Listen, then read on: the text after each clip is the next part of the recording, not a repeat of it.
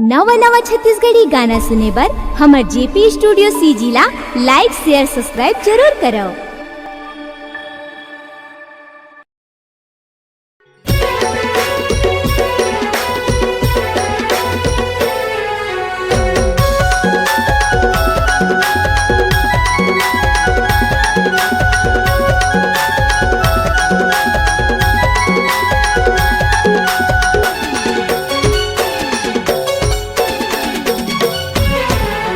बर के छैया म भोला कैसे धुनी रमाए, बर के छैया म भोला कैसे धुनी रमाए।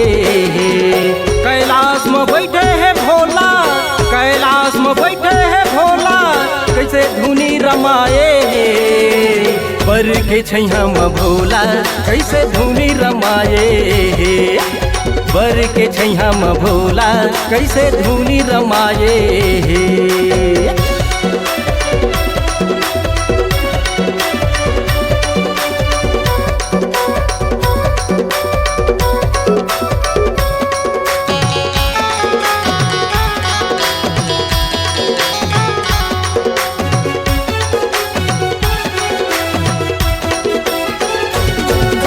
पार्वती ला तिहाए ला जावे संग म नदिया बैला हे, अंगे भभूते लगाए भोला ओ तो दुल्हा राजा ये।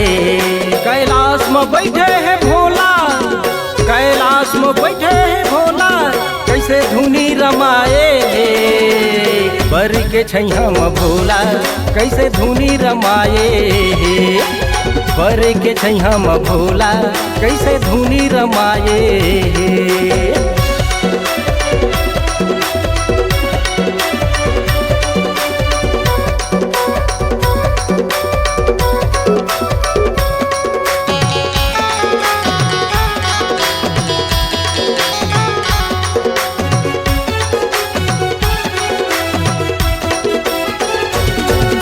हाथे में तिरछुल धरे है भोला वो तो डमरू वाला ये। माथे में चंदा जटा में गंगा सन्यासी भोला ये।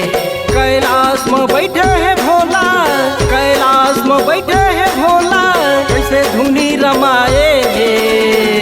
बर के छैया म भोला कैसे धुनी रमाए, बर के छैया म भोला कैसे धुनी रमाए।